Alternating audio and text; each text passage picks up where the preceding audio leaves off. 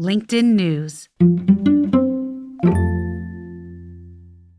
To grab somebody, you need to give a black and white statement with little nuance. So it could be the 5 foods you must avoid, or the 5 things you must do to get your kid into Harvard.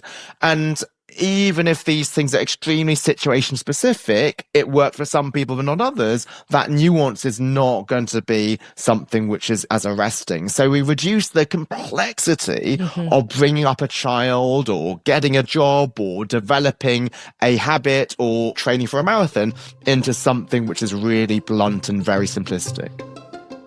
That's Professor Alex Edmans. I'm Leah Smart, and this is Everyday Better. Stay tuned to learn why you're probably less open-minded than you think, and why challenging your assumptions helps you break out of those shoulds that get in the way of living a self-directed life. Don't forget to hit that follow button to get new episodes of our show every week. And if you're a regular listener, thank you, and I have a favor to ask. Consider leaving us a review so we can keep bringing you more of the conversations that you love. If you don't know how, here is how to leave a review on Apple Podcasts. Go to the Everyday Better page, scroll down to ratings and reviews, and click the number of stars that you want to give us. Then right below that, click Write a Review and add your note. On Spotify, go to our page, click the 3 dots next to the settings wheel and select Rate Show, and then leave us a comment on the episode you liked. As always, thank you for your support and your feedback.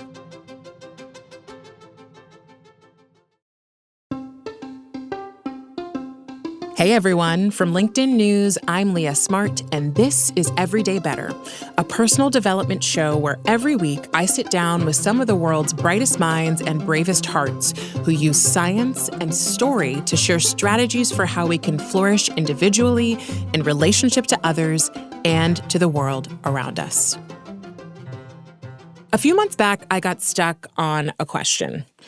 Every time I would sit down to prep for an interview, I found myself asking, how does our team and honestly our guest really know that the statement they're making or the research they're sharing is true? Now, for a long time, I've tried to live my life by the data. When I'm trying to make a change, I want to use the most effective tools possible. And it's why I started this show. I wanted to know what actually works from people who've lived it or studied it, so we can all make smarter, more intentional choices. But I've also realized that living this way is more complicated than it seems. Everywhere we look, from headlines to social media to self-improvement books, it kind of seems like we're bombarded with claims that are quote-unquote backed by research. Every single day, we are all confronted with more information than we could ever verify. So I started asking my guests how they really knew that what they were sharing was true. You might think that's bold, but it felt necessary. You didn't hear me ask these questions because almost always my producers edited the question from the episode because the answers were, well, honestly, a little bit dry and incredibly technical. They were based on research methodologies and academic caveats. But I eventually realized that I was asking a much bigger question. How do we ever know that we're right? And what do we do if we find out that we're wrong? My guest today is Alex Edmans. He's a professor of finance at London Business School. And Alex started asking his own version of this question years ago after testifying before UK's Parliament on corporate governance. While he was waiting for his turn to speak, Alex heard another expert share a stat that piqued his interest. It basically supported some previous research he'd done separately on pay discrepancies. So he wanted it to be true. But when Alex looked into the study the stat came from, he found it said the exact opposite. The stat the expert had cited had come from an outdated draft. So Alex flagged the mistake, but the committee still included the incorrect information in its final report. Why? Because it fit the story they wanted to tell. In Alex's book, May Contain Lies, How Stories, Statistics, and Studies Exploit Our Biases and What We Can Do About It, Alex unpacks why even the world's smartest people fall into the trap of misinformation. Today, Alex is here to break down the most common mental biases we have and share the steps we can take to confront them, learning how to be wrong and how to use critical thinking to work through complexities in a world that tries so hard to avoid nuance. Here's Alex.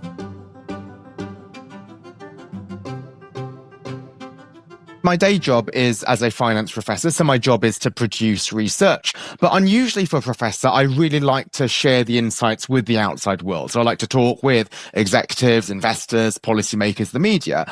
And what I realize is how people would latch onto studies depended on whether they liked the findings, not whether it was actually accurate. So if something gave a result that sounded good, it was the world's best study and they lapped it up uncritically. And in contrast, if it was an inconvenient truth, then they would try to dismiss it as purely academic.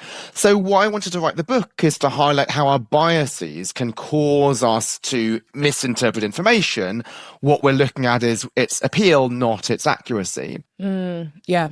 Which is so common. And I don't think most of us realize that we have biases. I think so many of us are moving around the world, seeing information going, of course, this is true. I'm like, this is why the algorithm can be so powerful, right? Because once you get in one echo chamber, you just continue to get the same information over and over again until you believe it to be truth. What do you make of the impact of having so much access to so much information, whether it be entirely true or partially? I think more information can actually lead to you becoming less informed. So that seems a paradox. How can more become less? Because it means that there's so much information out there that you can always find something to support almost anything you want to support. So if I want to have an excuse to drink lots of red wine after our conversation, I won't need it after the conversation, but if I wanted to, I could find a study, I'm sure, which shows that red wine leads to longer life. And there's so many studies out there, probably somebody has done that research. And if I was a teetotaler and I wanted to stop my friends drinking, I could find a study showing that red wine leads to shorter life. So in the past, we knew what the sources of information were. To get medical advice, you went to a doctor. So that was a trained expert.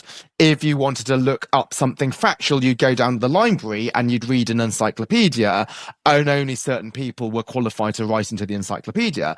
But nowadays, anybody can be an expert. Anybody can post something on social media.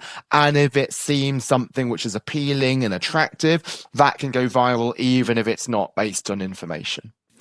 So what you're really highlighting here is confirmation bias, right? Like our willingness to accept something if it lines up with what we already believe to be true. As we're talking about misinformation, what role then does confirmation bias play? We don't fall for misinformation because we're bad people. We're just people. And as people, we have a viewpoint. And if we see something that latches onto that viewpoint, then we're more likely to believe it. So you don't want to stop and see, well, is the scientific methodology correct? Is this correlation or causation? And this is why supposedly very smart people, executives, investors, even myself, I admit in many cases in the book, there were cases where I fell for misinformation, even though I'm a supposed professor of finance who understands statistics. So then what would the solution be? I think number one, just like any bias or any even addiction, is just to recognize we have this problem. So if there is something that we like the sounds of, let's just take a step back and be as critical and as discerning as we would be if it gave you the opposite result. So let's give an example of this.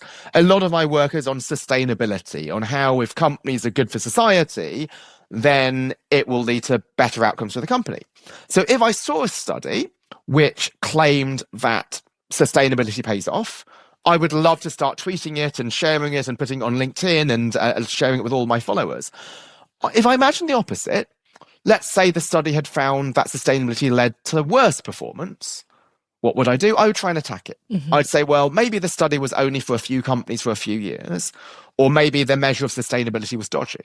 So now that I've highlighted potential flaws, ask myself, do those flaws still apply, even though the study is in the direction that I want? So one thing you can do is to be your own devil's advocate. But the second is to have cognitive diversity.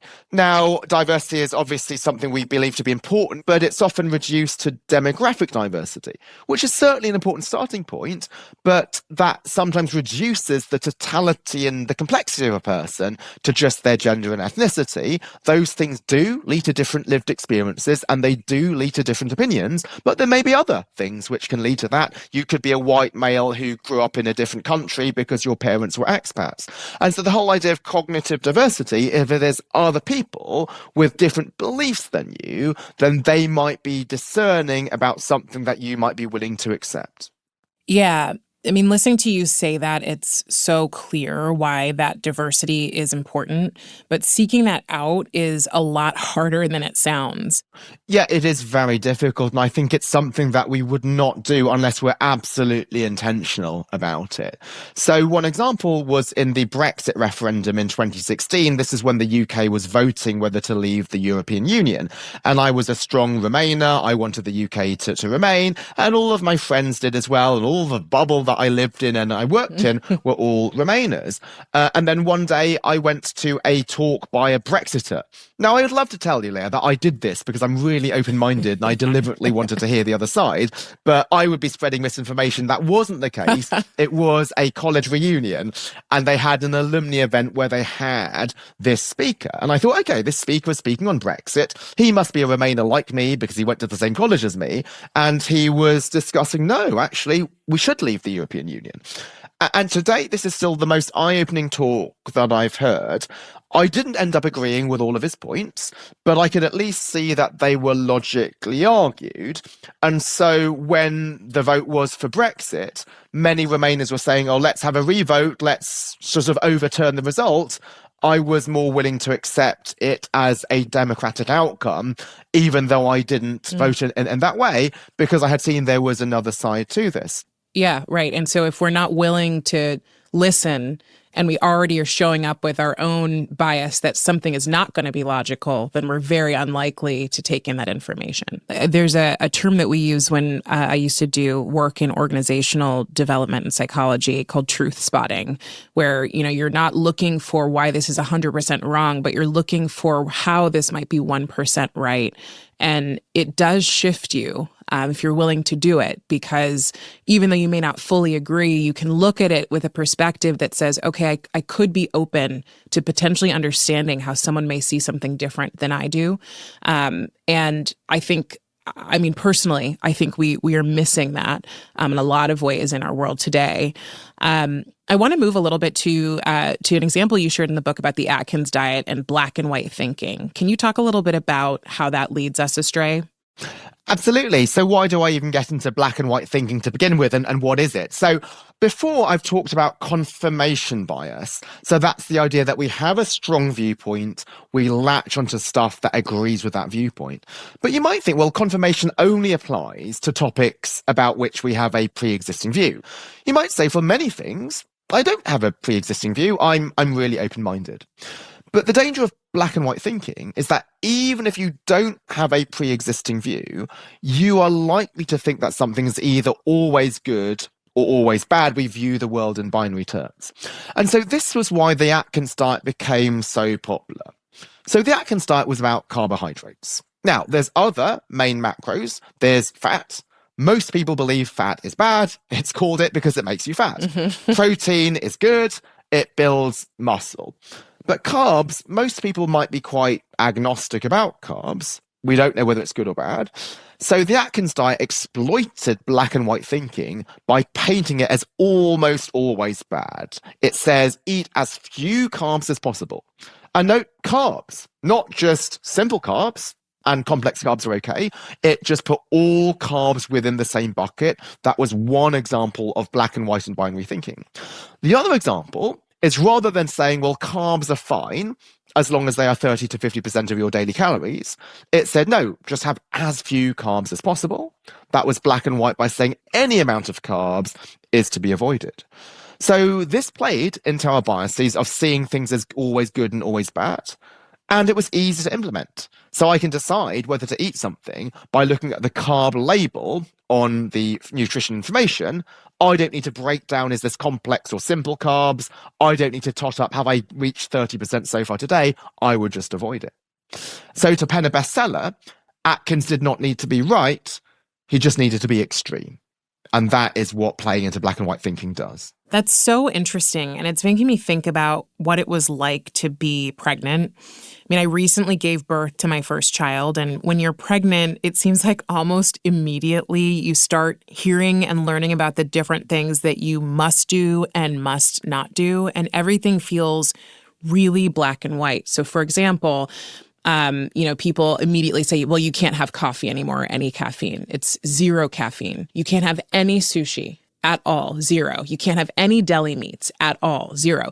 And then a friend of mine recommended a book to me called Expecting Better. It's by Emily Oster, and she's an economist. And she looks at all of these different studies and says, well, actually, it's a little bit different than just black and white, 0, like all or nothing. But there is an ease, to your point, in telling people to not do any of it at all, because then no one has to worry about the off chance that you had a little too much caffeine that impacted you or your baby. So it's a really interesting, reading that book has been an eye-opener for me, because I was like, well, I can make the decisions I want to make, but I feel more informed than I felt when at the beginning it was a list of things you must never do. And I think this is really important. And I think the Expecting Better book is an excellent one, because when you think about what Emily or I are trying to do is try to encourage people to become more discerning about information and data. And you might think we're killjoys. We're saying, oh, well, let's not accept something. Let's always be asking questions. Are we like kind of conspiracy theorists? But we're not. It's the opposite. It allows you to live more freely. Because actually, if you're more discerning, then you realize that a lot of these studies which say you should never do X, they're actually on much shakier ground, so we can live a bit more freely. So while I don't quote from Expecting Better, I do quote from Crib Sheet, which was her follow-up book, because this was something that happened to my wife and me. So when we were expecting our first son, we took a parenting course, and this told us you should exclusively breastfeed your kid. So black and white, no formula, no water, no other fluids, only breast milk for the first 6 months. And so we thought, well, let's do this. This is what the World Health Organization recommends. But then, even though breastfeeding was working, breast milk just wasn't enough for our son. He was still hungry. And you thought, well, should we feed this hungry baby? But not if the World Health Organization says don't give anything else. But when I looked into the data much more carefully, what I found was it was a correlation, not a causation. So what do I mean by this? So studies show that breastfed kids do better than bottle-fed kids along a range of dimensions. It could be physical outcomes, it could be IQ. And so people had claimed it was breast milk that caused these better outcomes. So if you feed anything other than breast milk, you're going to cause some worsening of health. But in fact, it was a correlation, not a causation. There was a third factor driving both. Breastfeeding is tough. It's difficult to do without family support. So it was the mothers who had a more supportive home environment that breastfeed, and it was this more supportive home environment that also led to the better physical and mental outcomes.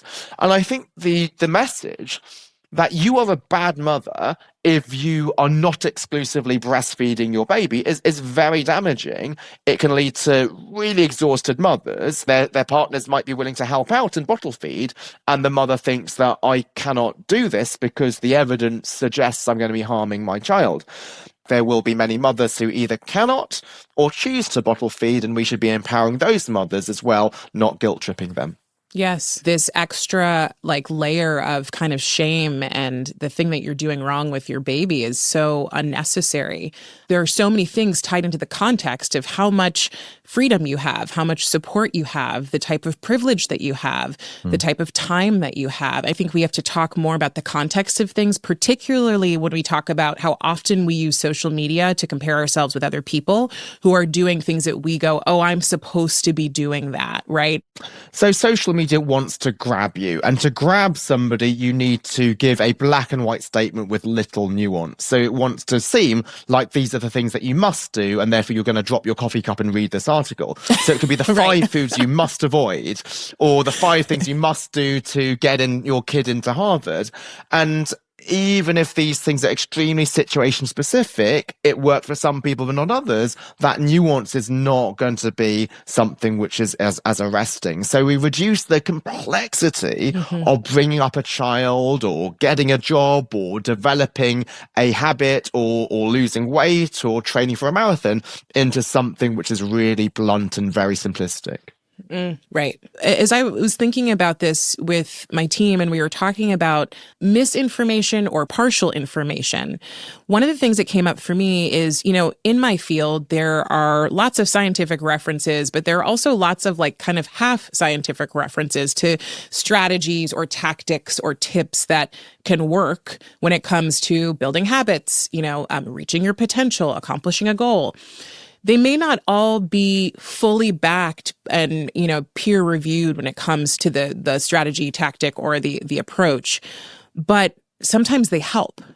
And so I wonder what your perspective is on, things that may not be perfectly informed, but are still a value add for people.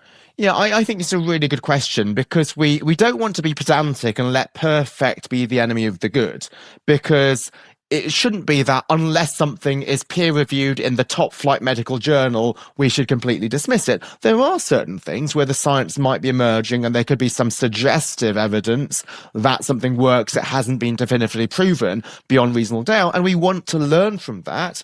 And I would just say just to perhaps follow that advice, but recognise that it is not absolutely perfect, so we don't want to follow it necessarily religiously. So let's say if there was a new study just coming up with something, claiming that waking up at 6 a.m. every day is better for you in the long term, maybe you would start following this and maybe you will try to go to bed earlier, to wake up earlier. But there might be some times where you're just exhausted.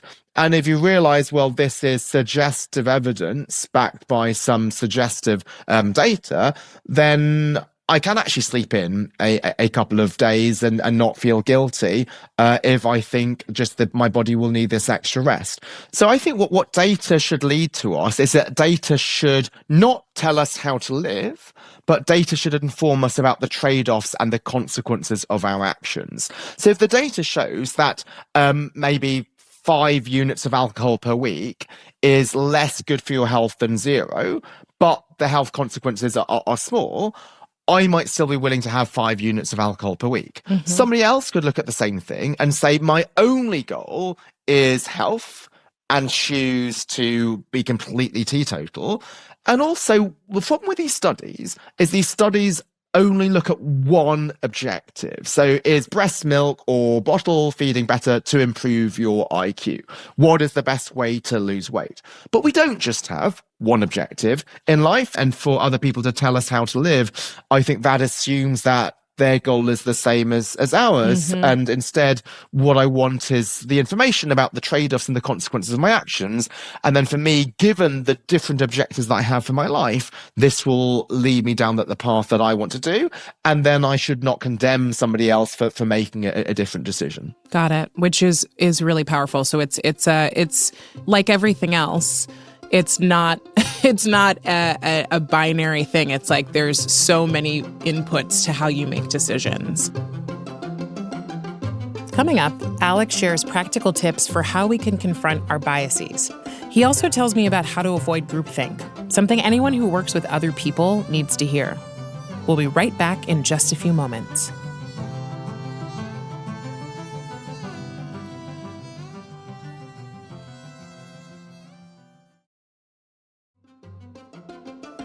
And we're back with Professor Alex Edmans. If we're thinking about, in like a work setting, we all have, that person who's critical or the person who is able to say, I'm putting my hat on to sort of challenge what everyone else is talking about and offer a different viewpoint that may frustrate them. How do we think about managing or creating more cultures where that's okay? And we're avoiding this idea of groupthink.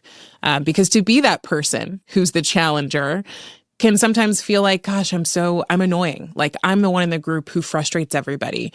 And yet we need that. Like how do we get better at fostering these cultures that allow for the challenger or the person who's pushing back on ideas? I think this is a great question. I think if it's a question that would be solved, then it would just really transform how decisions are made in group settings.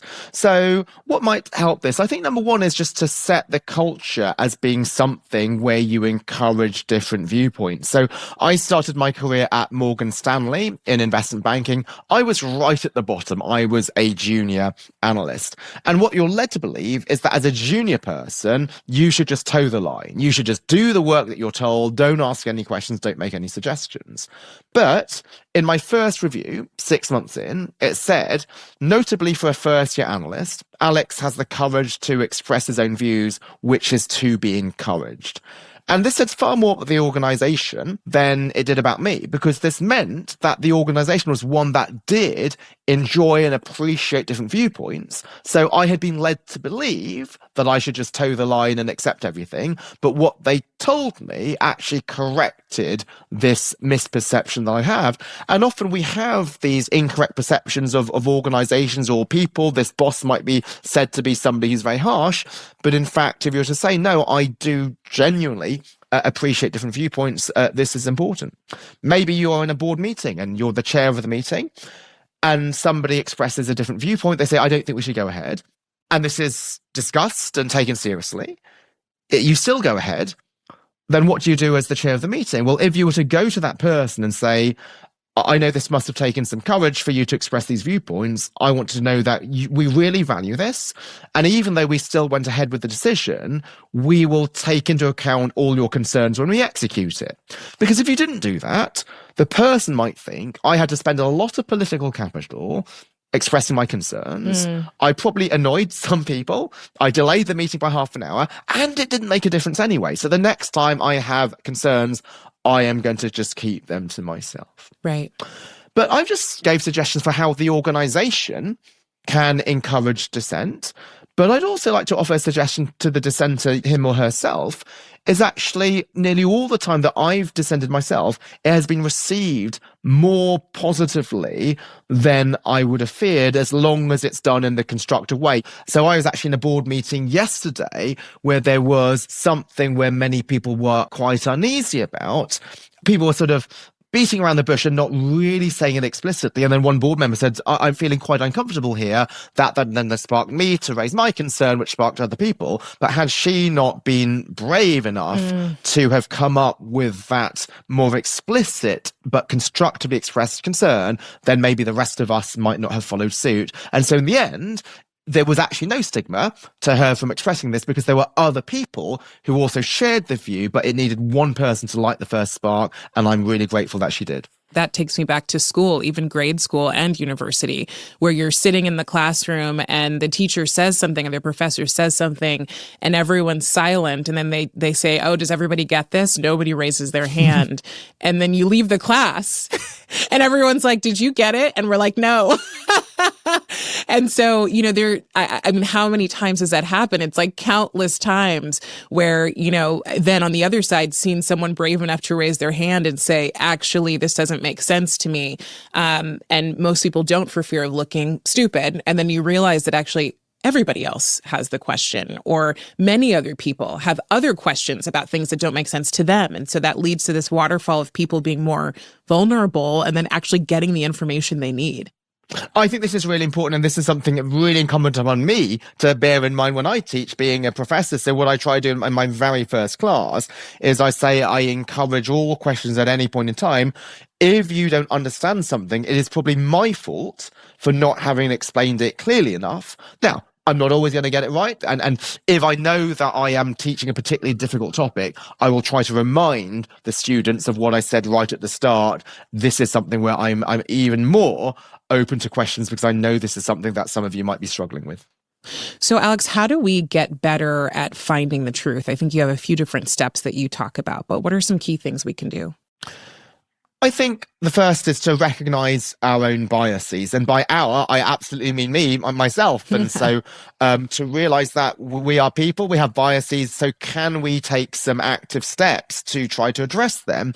And the danger of saying something like this or writing it in my book is I have to try and practice what I preach. So when I was writing my book, the agent that I went with was the one who was the most critical about my proposal because I thought he had the potential to improve it the most. Whereas with other agents who said, it's amazing, I'm going to send it up to the publisher right now, that would have been the easiest ride for me. That would feel good. Absolutely. Yeah. And I wanted to get it out, and me thinking I'm such a great author, if they think it's right, it must be right, and I don't need to revise it. And this agent was telling me, no, I do need to revise it. And then after writing the first draft, I sent it out to people who I knew I could trust to disagree with me. So I would to recognize your blind spots, to take active steps to try to address those blind spots.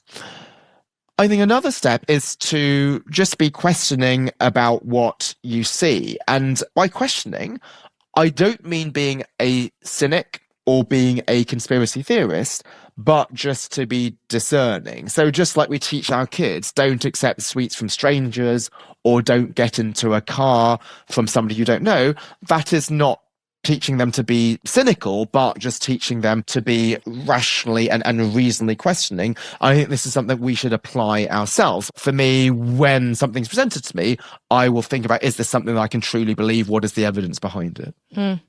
You also said something about pausing before we share anything, which I think is interesting. And I have to say, I definitely, as I was starting to get into this work, am guilty of, being someone who learns something, on a show one day or on an episode one day of the conversation with an expert and goes, oh my gosh, I have to tell someone. And my intention typically is I want people to know this thing that I just learned from this expert so that they can apply it, so they can understand it. But I recognize that that's not always the best way to approach things. So I'm curious about, what are the questions we should be asking ourselves before we go out and share in that pause? Yeah, thanks for reminding me of that, Leah, because why do we share misinformation? It's not because we're bad people. We genuinely want to inform our friends. If now there's this theory that sunscreen is actually bad for your skin, we want to warn other people about it. But just to ask, well, what is the evidence behind it? And there might be sometimes when I've shared something on LinkedIn and then somebody's called me out and they said, well, actually here, this reference that you've done is incorrect. So what I will do is I will edit my original post, but I will still keep the comment and then reply to it and say, oh, you are absolutely right, this was incorrect. Because the other approach would be just to edit it and then delete the comment as if I got it right all along. But by responding to the comment, then that makes people realize that I'm somebody who does like to be challenged.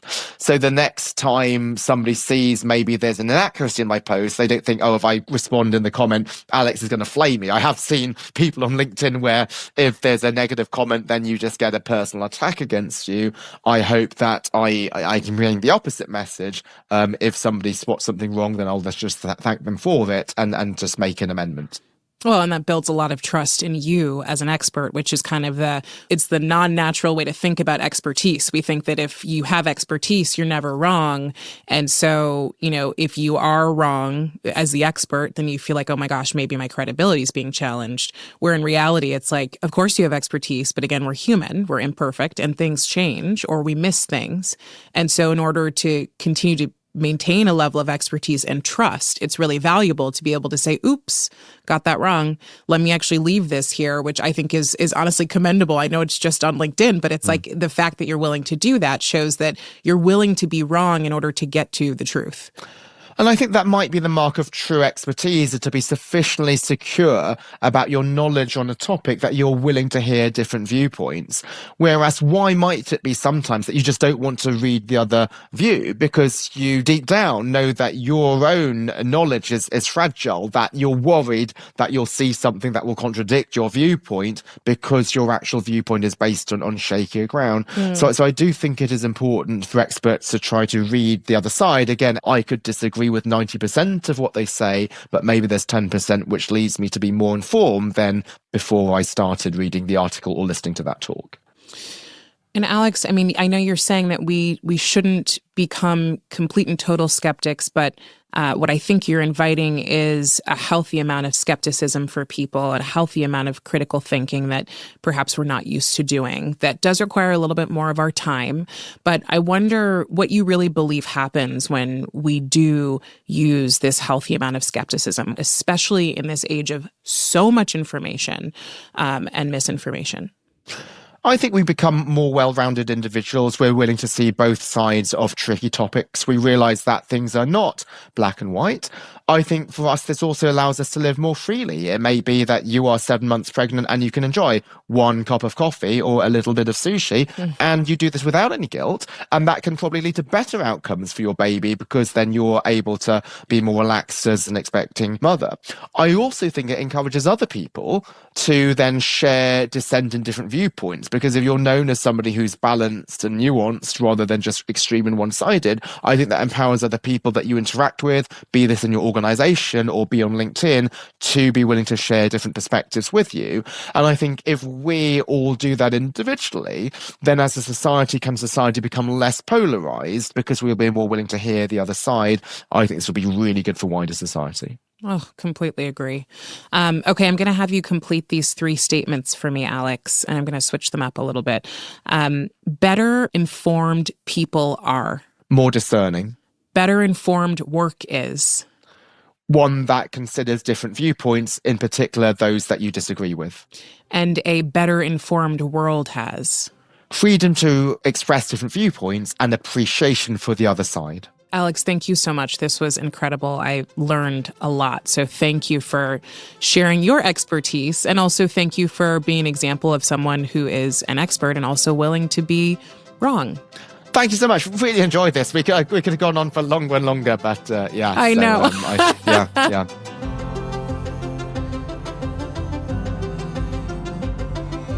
That was Alex Edmans, a professor of finance and the author of May Contain Lies: How Stories, Statistics, and Studies Exploit Our Biases and What We Can Do About It. If you like this episode, you'll also love my conversation with medical journalist Trisha Pasricha, where we break down how to approach the latest wellness trends with a little more wisdom and a little less attention to just what's viral. You can find a link to that in the show notes for this episode. Everyday Better is a production of LinkedIn News. The show is produced by Grace Rubin and Emily Reeves. Asaf Gadron is our sound engineer. Tim Boland mixed our show. We get additional support from Alex Kuznetsova. Sarah Storm is our senior producer. Dave Pond is head of production and creative operations. Maya Pope-Chappelle is director of content and audience development. Courtney Koop is head of original programming. Dan Roth is the editor-in-chief and vice president of content development at LinkedIn. And I'm Leah Smart. Thanks for coming with me, and we'll see you next week.